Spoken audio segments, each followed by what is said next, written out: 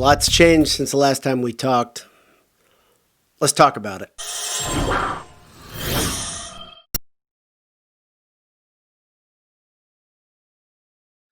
Mom, thanks for watching. When we last talked, I was pretty optimistic about the state of college football and specifically the state of our Boilermakers' future season. I was stoked, I'll be honest, because I had kind of thought that there wasn't much of a chance of it happening. And then when the schedule got released, I thought, okay, this is real. This is positive. Things are moving forward. And days later, 3 or 4 days later, they shut it down. The Big Ten shut down the season that never was to be. And a lot of people got angry. A lot of people were angry to begin with that a schedule was released at all. I wasn't one of those people.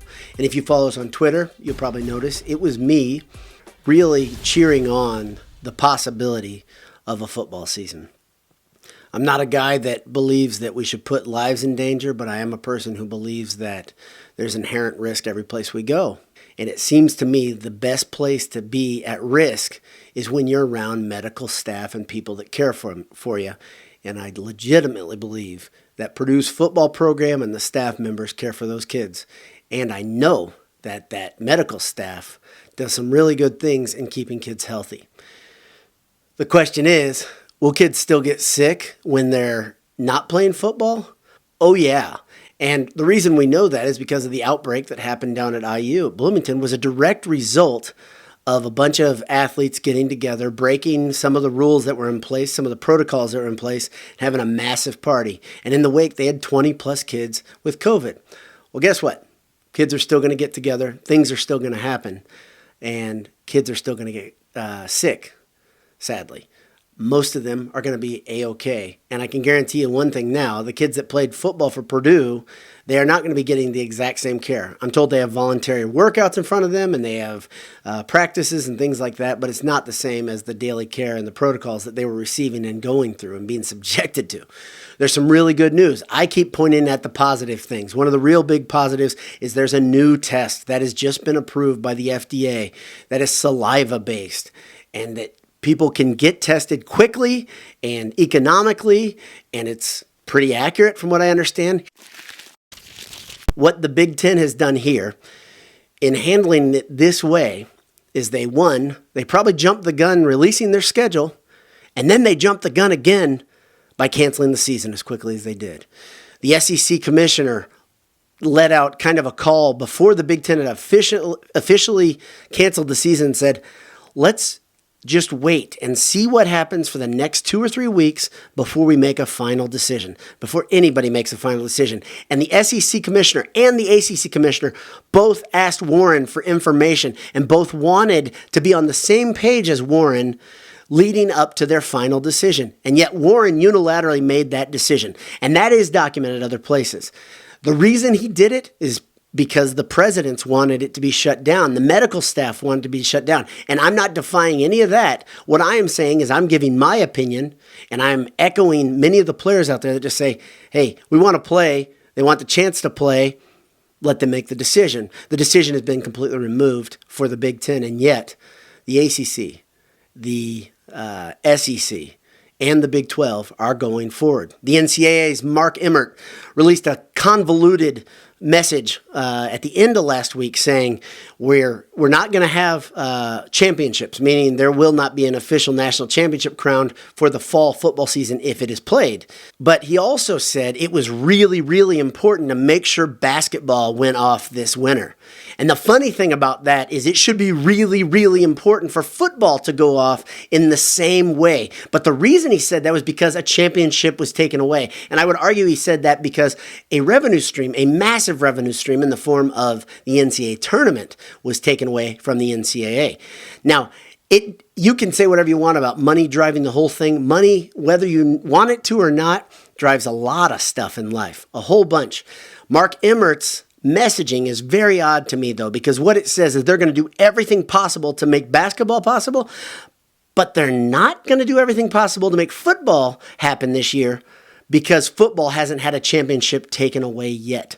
That's the way I listened to it. That's the way I heard it. That's just my interpretation. You can go find the interview and make your call, and you can respond to me in the comments below if you'd like.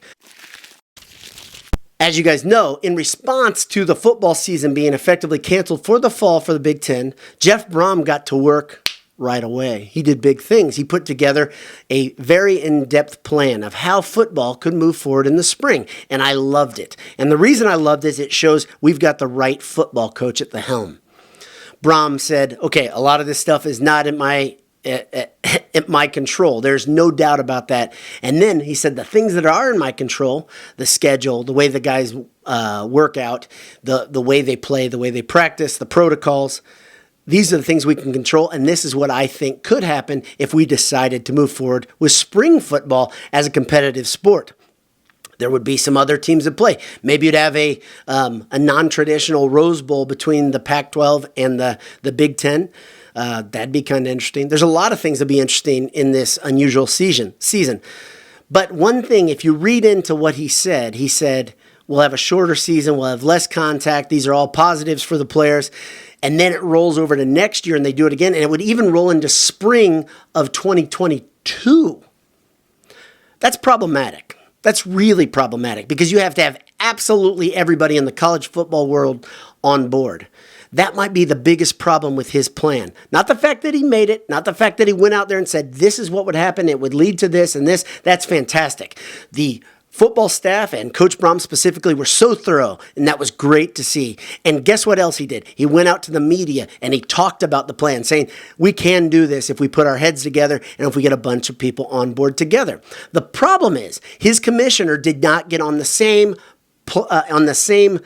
plane as the SEC commissioner and the ACC commissioner and the Big 12 commissioner and others before making his decision just based on what the presidents had told him to do. There's the rub. And it looks like we're in a game of high stakes roulette with college football. If the SEC season and the ACC season and the Big 12 season go forward, the Big 10 will lose a ton of ground in a lot of ways. They will lose the ground of perception among college football fans who don't really have a dog in the fight. They'll say, well, guess what? It is a bigger deal in the SEC, and they do have the right now to chant SEC, SEC. As dumb as I think that is, they now have grounds to do it because they valued football enough. They said, this is what we're going to do. We're moving forward. And if you're somebody out there who disagrees with football moving forward, fine. But you cannot discount the fact that football is really damn important in the Southeast. At what cost? That's the question, right? But if they get this season off and the Big Ten doesn't, it changes everything because now you have the Big Ten literally trying to play catch up in the coming years. Does this affect recruiting? Yeah, it can affect it positively and negatively.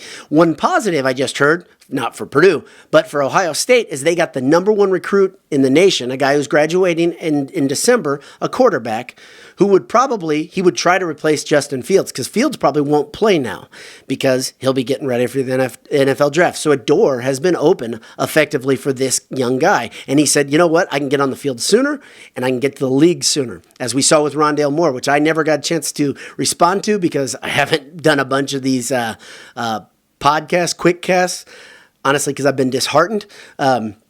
Moore, great guy, great personality, hard worker, tremendous athlete. Maybe the best athlete that we've seen at Purdue. I wrote about it. If you want to check out Boiled Sports, my article about Rondale Moore called Left Wanting More. It's easy to find.